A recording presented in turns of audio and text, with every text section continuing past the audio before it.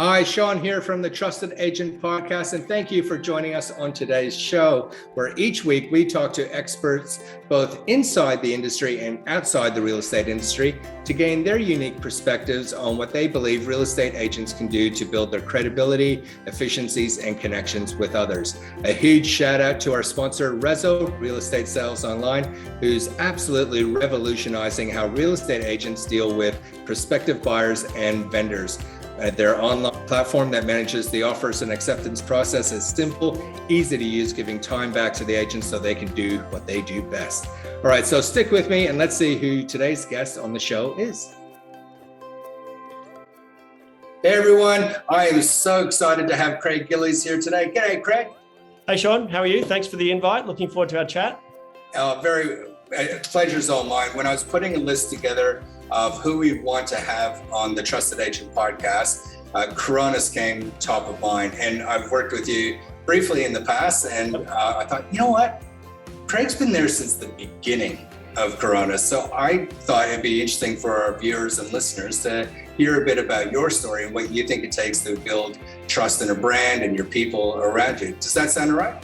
Sounds fine. Yeah, great. Excellent. So for those people that haven't met you, Craig, can you give us a bit of a background? As I mentioned, you were there from the beginning. Set the scene for us. Sure. I can't remember when, but I think it was carbon dating's like 1992, 1993. I was in a profession that I didn't like, and I was looking to buy a house actually at the time, and ran into Andrew and joined Andrew and his father. Back then there was the three of us and a property manager back at Richardson and Wrench. We were a franchise back in those days, and went from there. I can only imagine if you look at where Coronis is now, starting with three people and a property manager. And where was the office based? Stafford in Brisbane. Okay. So you would have seen one or two changes in the industry over the last couple decades?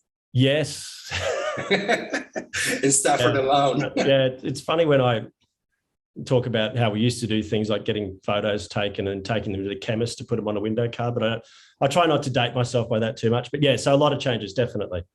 Good stuff. All right. So now one thing I think about when I think about Coronis is just the outstanding job that they've done in building a brand and creating a team culture around them that is highly productive and efficient, sometimes demanding in terms of the expectations that you set.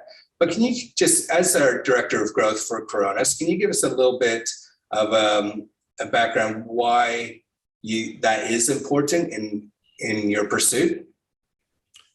Sure. I guess it's through learnings, Sean. I mean, when I talked before about starting off with Andrew and Theo and Christine at the time, in that business, we decided we needed to get good, or we were going to be broke pretty much. So we went and we trained really hard. We implemented a system and we kept following what we were told to do, and that produced results. So it was pretty simple. So over the years, we've totally evolved what we're doing and how we do it. However, there's still there's still a system there. There's still a process there. There's still a formula that if you do, 1 + 1, you'll get 2. So for those people that want to get to different levels in their lives and to achieve different things, we've got the formula for them to do it. So, and over the years, I guess we've driven people to that, and we've driven them at a good level, and they've produced some wonderful results. It's changed. We've got different levels for different people now, and it's all about, it's making sure that the team members are happy and just changing their lives for the better, because that's one of our mottos. We change people's lives for the better. So you come on board with us, that's what we've got to do. We've got to change your life for the better, and also all the people that you deal with. Yeah, Andrew's been really speaking that for quite a few years now. Yep. With a sense of community and family, and that it's not work-life balance. You used the word before that. Yeah, work-life integration. I think that's probably more accurate. Yeah. You're not on or off these days. It's just a more holistic approach, isn't it? Yep. When you look at the major involvements with Coronis, two-part question. Where did you grow your inspiration from? So when you said you did what you were told, who was telling you, and where did you get your inspiration from? And second part to that question, how important was technology in your systems in helping you grow and scale? Okay. In answer to the first part of your question, we went to a couple of seminars in the 90s, and they were really good basic real estate training. I believe that the world's changed dramatically, and we changed and moved away from that dramatically as well ourselves. And technology was one of those things that probably brought that on. So technology has played technology is a funny thing. Hey, I mean, it should have delivered more productivity. It should have delivered more in terms of results. What it's probably done is leveraged our time a little bit easier and created a whole lot of other issues for us that we didn't once have. But at the end of the day, real estate agents were actually probably more productive per head without all of the technology as a whole. But technology is great for leveraging tasks that that's sort of like the $20 an hour task rather than the $900 an hour tasks. And if people actually used it that way and then used all the spare time that the technology created for them to actually leverage their time to produce more $900 an hour tasks, then that would be a real advantage. So if you utilize technology that way, high tech is great, but high tech does not replace high touch. So you've got to have a bit of tech to give the high touch. And that's probably one of the mottos that we have as well. I mean, you can't just put a really cute, wonderful Instagram post up there and think you're going to get listings. At the end of the day, you've got to call people, you've got to do the work. These other tech platforms, etc., that they supplement what you're doing, but there's no substitute for actually speaking to people, because you're not going to list a house because of something you've posted. You're not going to list a house because you've sent an email. You're going to get an opportunity to list a house, but at the end of the day, you've got to follow that up with real service, because you're dealing with a human. You're not dealing with the device that it landed on. Yeah. It's so funny. When you think about technology, there's a lot of preconceived misconceptions out there from the agent's perspective. One, am I going to lose control of what I love most? No, not necessarily. You'll be able to focus on those revenue producing activities or chasing after the contracts if that's what you want to do, and if that's what floats your boat. Or does that mean I'm not going to be able to engage with my people enough? No, absolutely. That's important in any sales, any industry. You have to keep those high touch points up. Yeah, it was funny. I read a book the other day, and it was talking about one of the big buzzwords at the moment. It's obviously AI and real estate, and how that can help us identify who our next seller is, and also, take a bit of a load off what we're doing in terms of prospecting. And it was an interesting sort of counterpoint to that, saying that propensity scoring and AI, et cetera, takes away, because if they get it wrong and you ignore and you only focus on the people that the algorithm tells you to focus on, and that's actually not right, and you ignore the rest of your people that you've been dealing with, that's not a real estate career at all. I mean, the idea is to give the right service to everybody, and then if you've given the service and you're doing what you said you were going to do, then you are going to get that opportunity to present to that person to list their property. But if you're just waiting for your software to go, call Sean today because his propensity score is this, then that's great, but you've got to do the rest. Yeah, you're walking in cold still, because they don't know you from bar soap. So it still comes down to building your credibility and the connection with others as well. And you can use the systems and technology to help with your organization, which supports both of those things, but it doesn't replace it. Yep, 100%. Yep. So let's think about, in this podcast, what our main desire is to do is help agents build better credibility, organization, and connection with others. And we want them to walk away, our viewers and listeners, with, say, around 3 tips. They can switch the podcast off, go away and have a think about, or get started on straight away.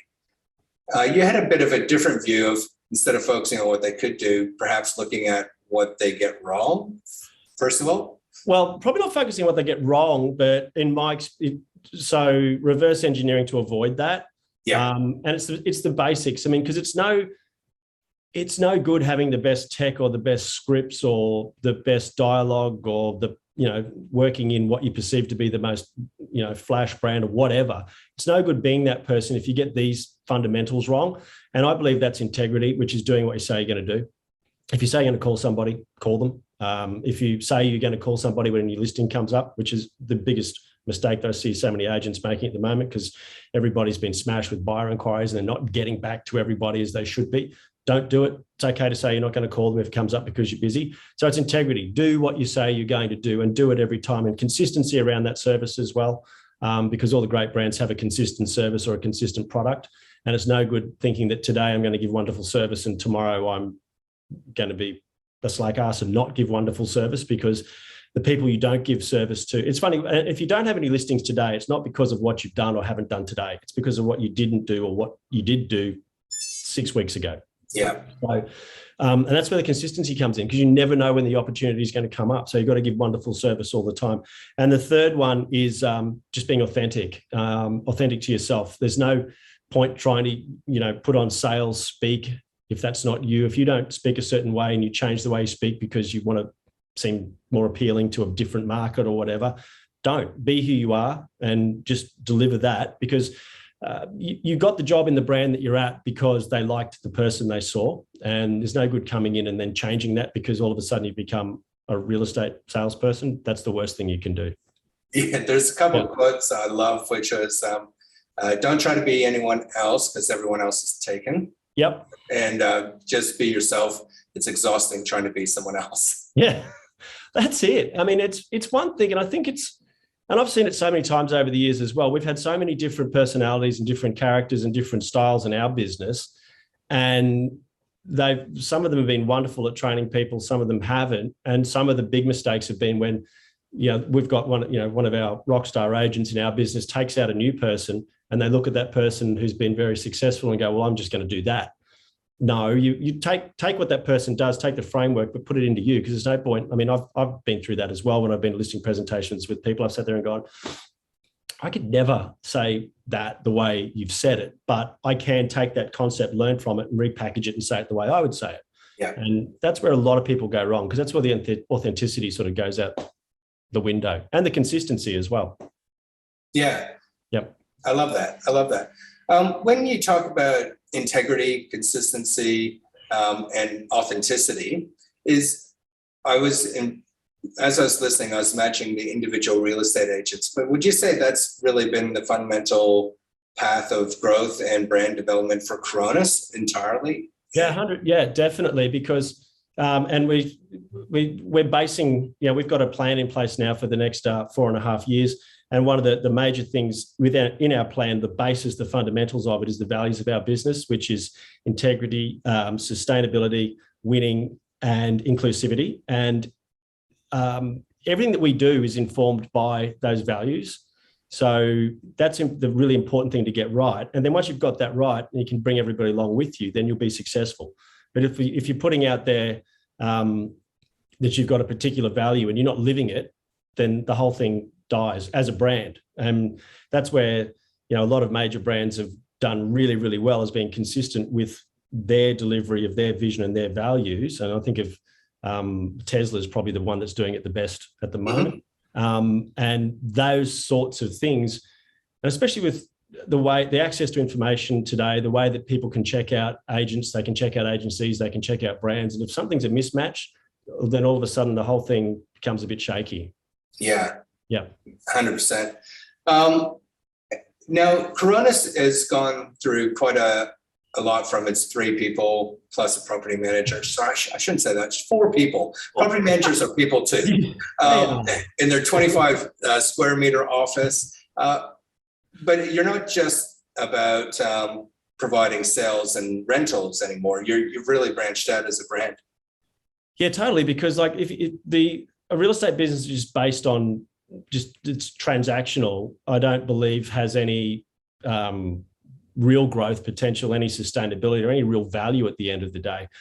We, a long time ago, took the decision that there's a lot of moving parts in a property transaction. And if we can incorporate them into our business, then we can make sure that we can deliver a good service, firstly, and all of that. And it all helps the rest of the deal. And it also, from the perspective of coming on board and being a team member at Coronis, as a salesperson, for example, if the conveyancers have done a sale or a purchase for the person, if the mortgage brokers have done the loan, if the removalists have moved them, if we've put them onto the right connections company, et cetera, it's all part of our assist team, then that's a lot more sticky. Those people are a lot more sticky to Coronis, and they're also a lot more sticky to the salesperson that works there. So and I really over people using the Apple ecosystem as an analogy, but it really is an ecosystem that we want to make sure that people are continually serviced and there's touch points along the way. I was actually going to ask you, similar to that Apple analogy, some of our viewers and listeners of varying different sizes of offices find that integrations and systems and having all of those things talking to each other, it's quite complex. Does that get easier to manage or harder to manage when you get to the size of scale? That's part of my role at the moment. And no, it doesn't get easier, because you get, like, in the last, I think since February, the assist team has referred about 6,000 people to different services.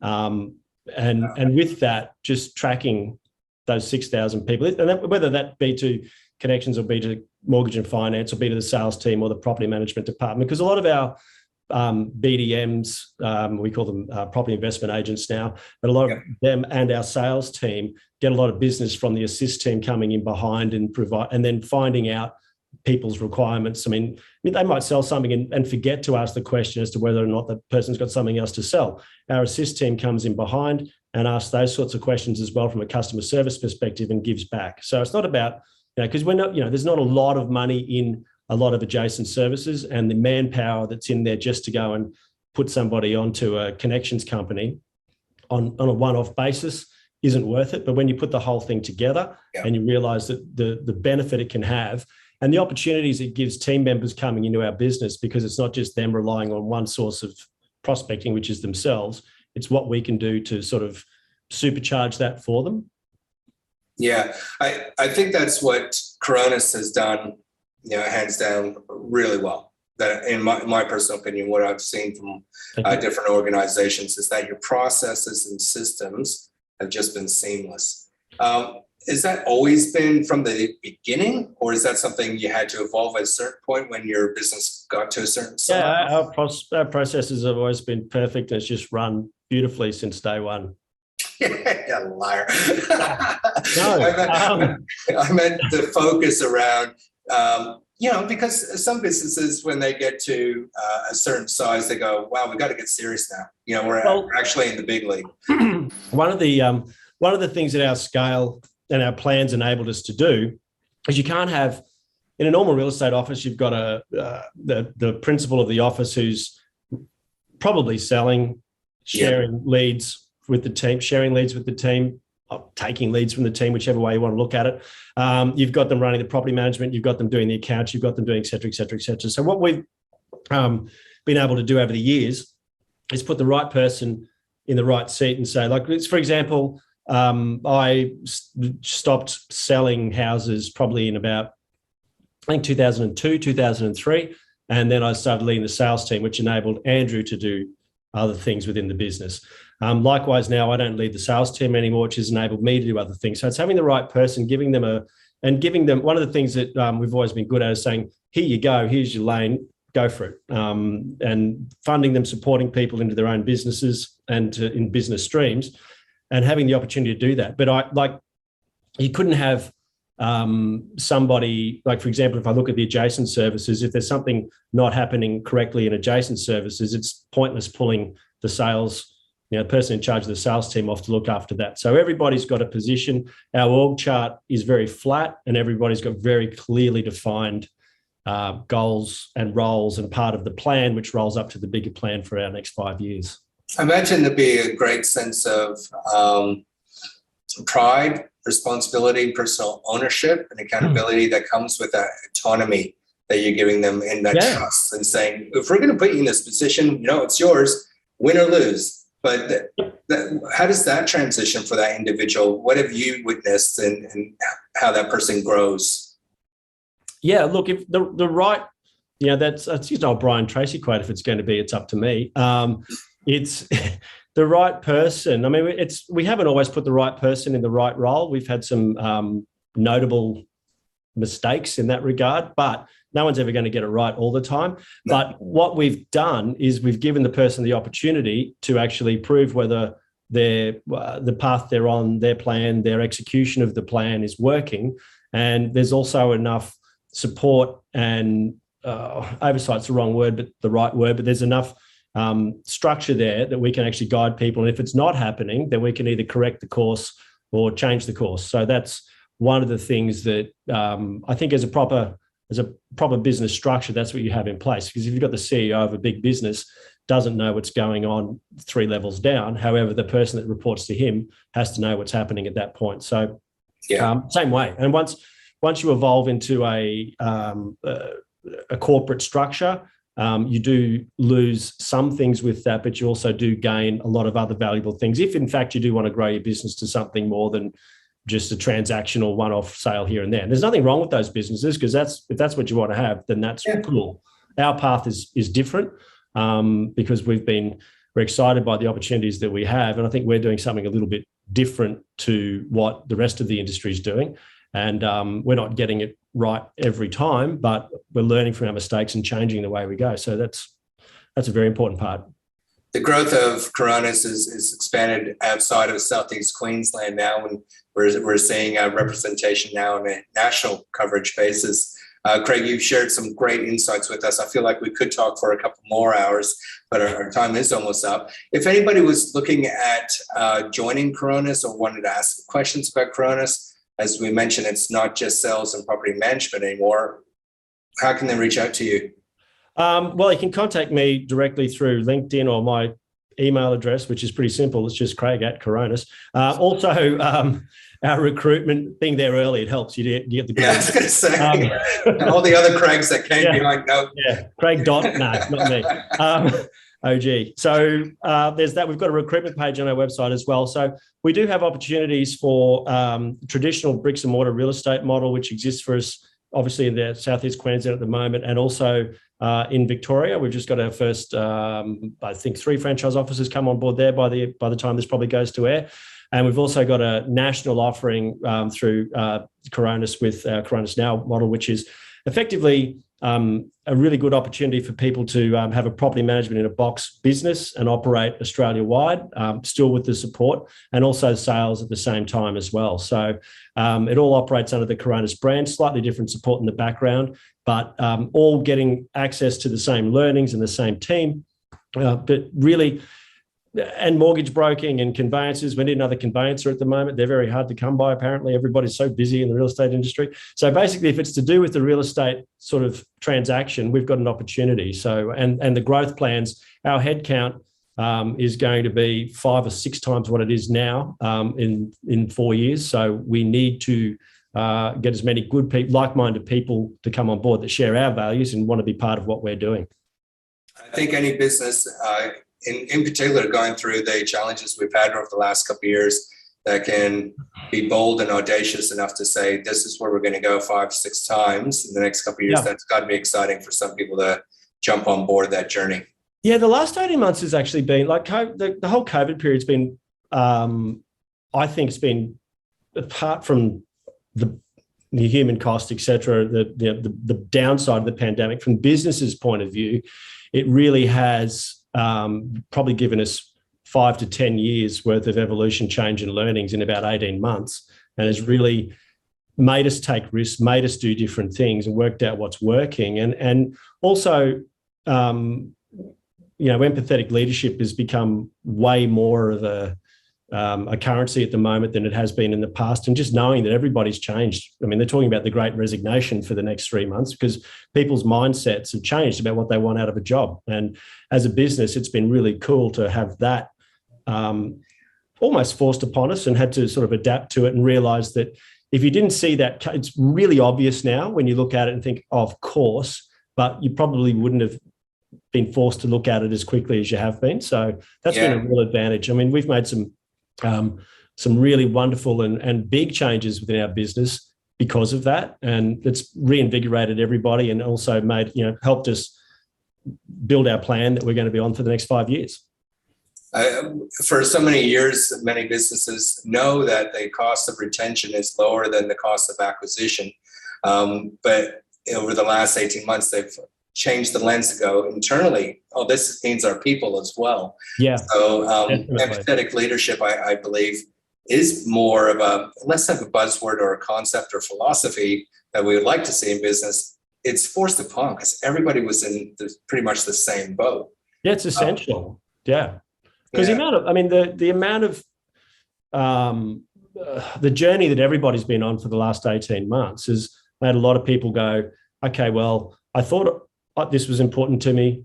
Now it's not. Now I know this is. So it's been really important for us to engage with our team and work out what that is. And that might be like some of our team now don't come to the office unless they need something. Some of them are in there all the time. And it's been different to the Coronis of 5 years ago. That would have been, no, you're not.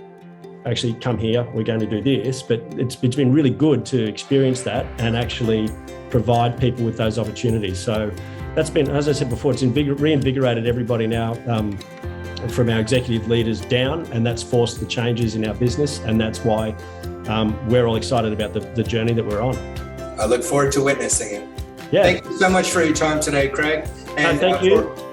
For our viewers and listeners, if you want to jump on board the growth train of Coronis, reach out to Craig. But I've really enjoyed spending that time with you today. Yeah, great. Thank you for the opportunity to have a chat. No worries. All the best. Cheers. Bye.